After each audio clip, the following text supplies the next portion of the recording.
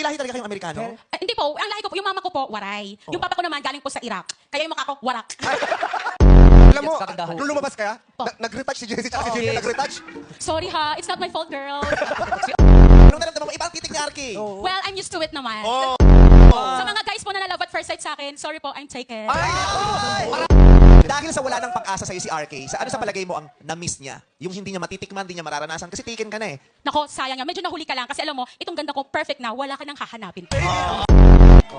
Anong meron ka na wala si Jillian? Isa lang masasabi ko, Ano Julian, yun? I pity you.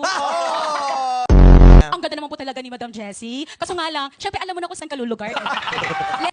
Sa tingin mo nga kung nakita ka ni Luis Manzano, baka hindi niya ligawan si Jessie. Baka hindi pansinin. Kasi ako, kung ako nakita, head turner ako eh. Paano Ted Turner! Ang huli kasi nakakita siya Exorcist. Oh, tumingin! Freeze! Kung gusto mong i-empower si Jessie, sa palagay mo, anong kailangan niya pang i-improve? Siguro po kailangan maligo araw-araw. Alam mo yun? Mukha ang maasin si Jessie. Aso kulang pa. Saan ka nakukulangan kay Ate Jessie? Kulang pa yun? Kulang pa sa tangos. Tangos? Ng puso, yung ganito tao.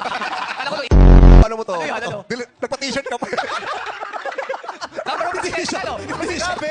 Presidente ka ng Pats Club nila. Official merchandise ba yan? Nagpa-t-shirt ka pa.